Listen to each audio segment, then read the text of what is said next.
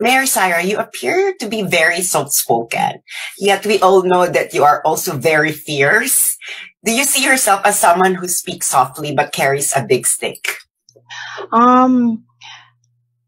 Actually, yung totoo talaga, I'm quite shy and reserved. Oh, okay. Of course, my friends would say that, oh, no, she's not shy. But I talk when I am with friends, but with acquaintances and strangers, I'm usually nagka-clam up ako.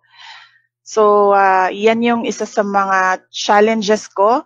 And then another thing is, meron akong stage fright. Really?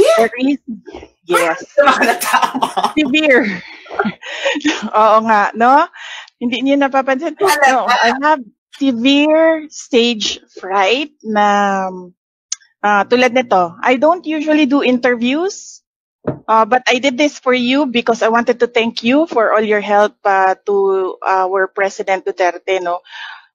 Kasi, yun nga, grabe yung stage fright ko, and it takes a big effort for me to speak to